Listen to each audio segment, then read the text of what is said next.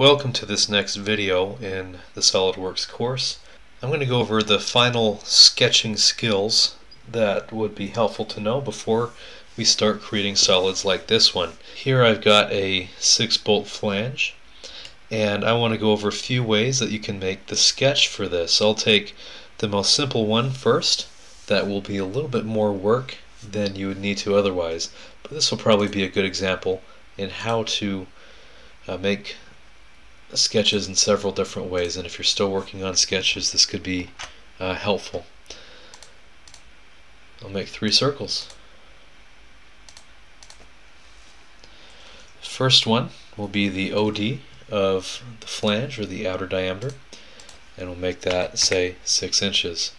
We can make the inner diameter, say, 3 inches, and I'll make this my bolt circle, or the circle that all the bolt holes will be on. My bolt circle I'll make 4.75, and I can highlight this circle and make it for construction. Just like those construction lines that we've been working with, any construction geometry is for reference only. And so I can reference the location of all the bolt holes. The first one, I can snap it right to that point on the circle that is perfectly horizontal to the origin. I'll go ahead and make that hole 1/2 inch.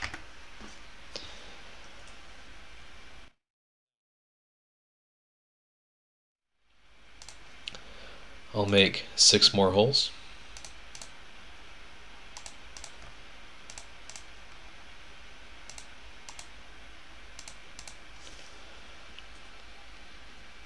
If you noticed, SolidWorks made this vertical with the origin. I don't necessarily want that, so I'll delete that relation.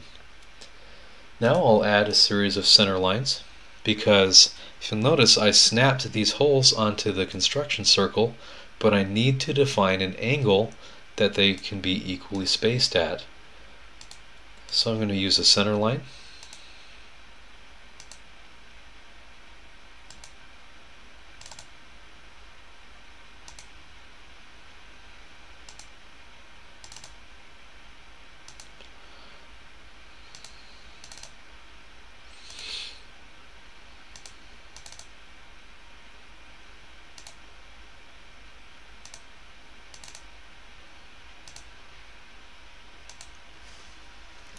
You'll see also SolidWorks automatically made this a vertical line, and I don't want that, so I'll delete that relation.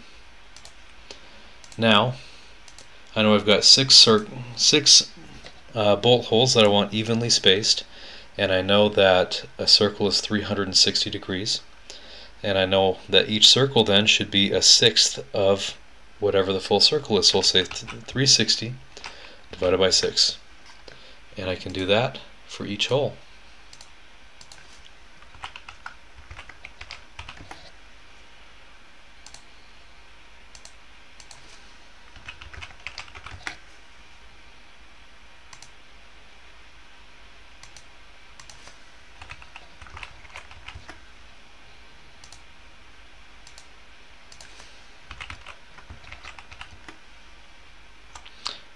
And I've got one extra.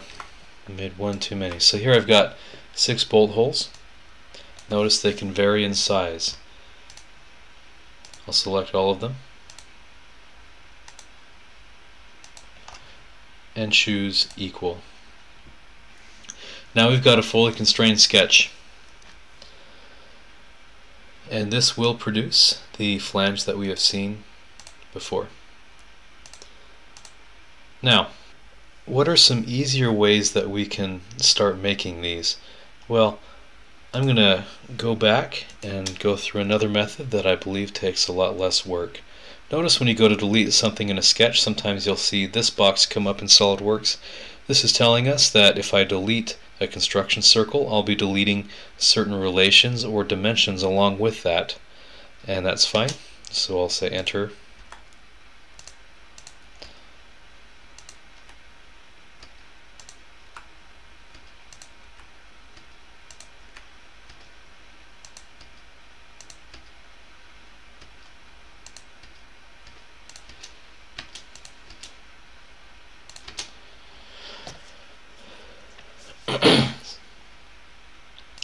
An alternative way to deal with this is I can make a hole, or in the sketch a circle.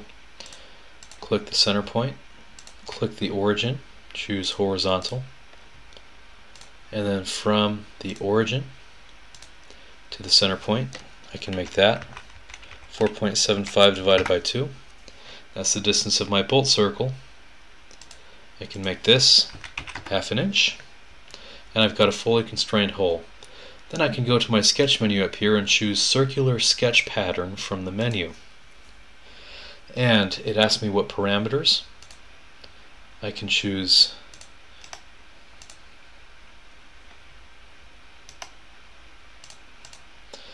I'm going to click Entities to Pattern and click this circle, and it automatically fills in point 1, which is right here. So it knows it should make a circular pattern around this point. But you can always specify something else by highlighting and say clicking this circle, which also generates the center of that circle being point 1. Now I move the quantity up to 6, and notice equal spacing is checked. That makes sure that every single one of these circles is equally spaced. I can click the select button and I've got a sketch.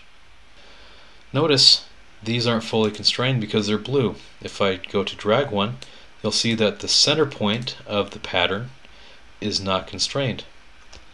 So I select the origin, make it coincident, and we've got a fully constrained sketch right here.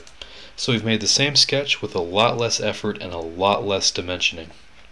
While we're on the topic, I'll come up with another sketch for you. I'll make a rectangle, and I'll dimension that to be 6 and 10. So with a 6 by 10 I can make one circle, and let's say that I wanted to have an array of circles going horizontally and vertically all along this part. Well, instead of having to do all of those, I'll just make a 1-inch circle, and I'll constrain it to our already fully constrained rectangle. Then I'll choose from the menu linear sketch pattern. Notice it gives me an X and a Y. All I have to do is choose Entities to Pattern, and it already starts by patterning in the X direction. So I can change that quantity, and notice they're overlapping. To prevent them from overlapping, I'll increase the distance to say 1.5, and I can keep on adding to the pattern until I'm satisfied.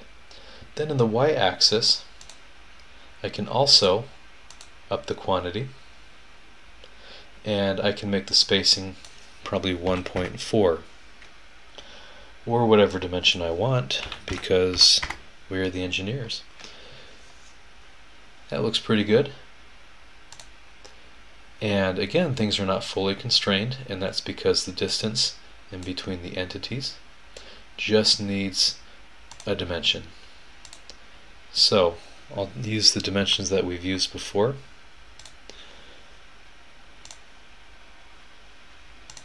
There we go. Of 1.5 and 1.4 in the y direction. Notice we're still not fully constrained.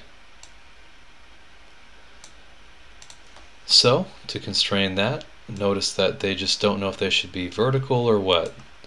So I'll grab 2 points and ensure that they are vertical. And we're fully constrained. Anytime you have a question as to why something isn't fully constrained, just drag it around and you'll find what's not fully constraining, and you can deal with it from there. So that is linear sketch patterns, and you can do it in the X direction, in the Y direction, or both. And you can do it at an angle. And if you wish to do it in an angle, you can say linear sketch pattern, and down here display, say something like a 45-degree angle, and you can start patterning in whatever direction you want. So something like polar coordinates that you'd learn in Calc 3 or something like that. Okay, so back to the flange. I want to share one other thing with you that will come in handy in the future. I'll model the flange using this method, and this is not by any means the easiest way to model this flange, but it's something that will be very handy in some situations that the circular and linear patterns won't be handy in. So I made a midpoint line simply by grabbing the midpoint line from the menu. You can choose where you want the midpoint to be, and then the line will work from there. I'll give that a dimension of 6 inches. I can make this a construction line by not dimensioning it again, but by clicking on it and clicking the for construction box here.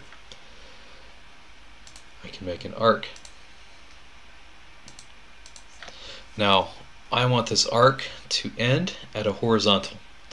To do that, I'll do another center line.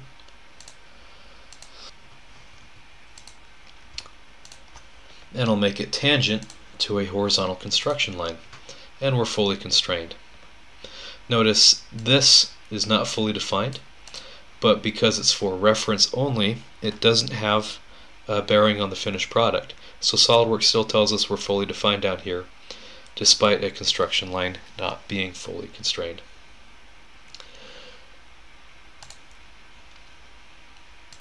I can add another one. And I don't have to make this one horizontal at the end because I can make it concentric. And when I make it concentric, I have no ability to move it off the center because this circle and this circle share the same center, which means that they'll both be horizontal at the same point. I can give it a dimension. I'll give it 3 inches. And I'll make yet another, our bolt circle. And I can give it the same relations of being concentric, and adding in the bolt circle dimension of 4.75. And for construction, astute viewers will see that I am making half of a flange.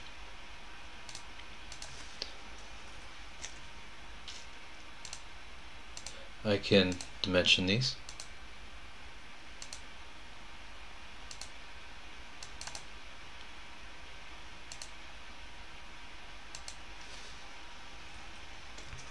And I can make this horizontal.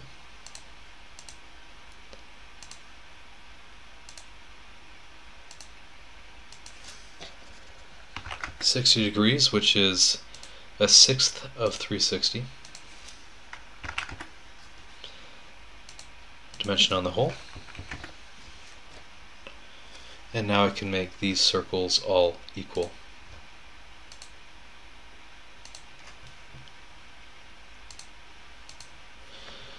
From here, all I have to do is go up to mirror entities, and it asks me to select the entities to mirror. I can grab the 3 circles and the inner and outer arcs, and then I can mirror about this line. And it automatically completes the circle for me. As I completed that, some of the dimensions were lost, so I'll have to reconstrain it by adding a 6-inch and a 3-inch diameter. And if there's any question as to what else isn't fully constrained, I can simply grab something that's blue and try to drag it somewhere.